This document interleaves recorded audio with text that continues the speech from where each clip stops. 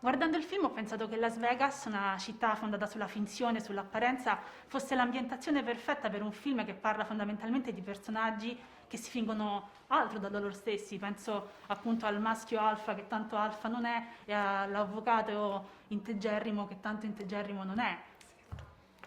Sì, è proprio carina questa analogia che hai trovato perché Las Vegas è un po' il simbolo anche della finzione ma anche della follia, no? Tutto può accadere, rimane quello che accade a Las Vegas e rimane a Las Vegas. E a noi accadono cose invece anche a Roma perché poi i nostri personaggi invece si relazionano e vivono molte più cose in questo di Roma.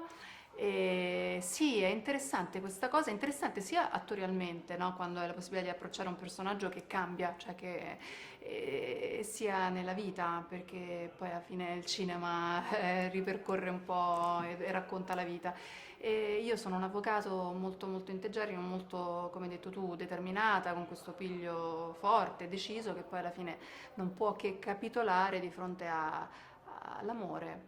All'inizio non lo capisce, è solo un po' annichilita, ma poi stordita da questa cosa, ma poi si innamora perché trova lui che è un poeta romano che la conquista con la semplicità e col gioco, ma io dico anche con uno sguardo, perché poi alla fine le persone vogliono sentirsi viste, no? A volte ci mascheriamo dietro questa corazza di durezza, di ruolo, no? E poi però dentro abbiamo bisogno di essere amati, fondamentalmente. Che dire? No, è come dici tu, anche se poi i personaggi nostri, a differenza di Las Vegas, che è finta, totalmente finta, loro sono un po' più autentici, non fingono di essere un'altra cosa, giocano ad essere un'altra cosa. E questo è, però insomma, sì, è un parallelismo interessante.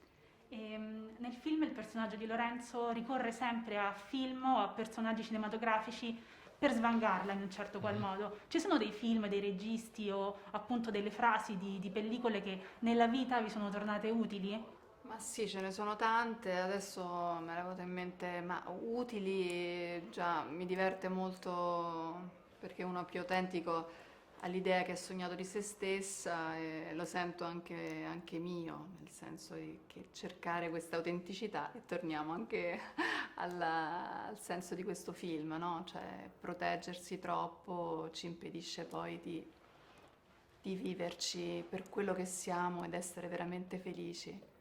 Cioè quanto potremmo essere più felici ritornando a noi stessi e in fondo la vita può essere un viaggio in questo senso, no? Di recupero di quello che eravamo destinati ad essere. E questa frase mi piace.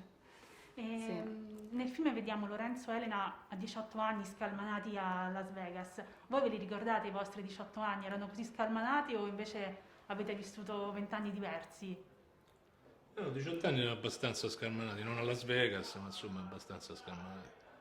Io per niente, scalmanata zero, cioè ero proprio una ragazzina, non voglio dire casa e chiesa, ma insomma casa e torte, cioè, ero molto molto contenuta e spaventata del mondo di fuori.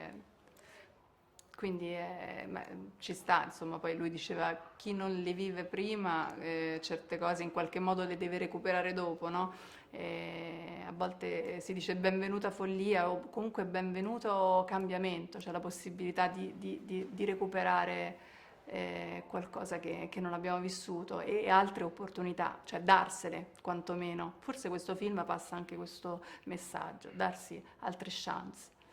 Grazie mille per il vostro tempo. Grazie a te. Grazie. Grazie a te.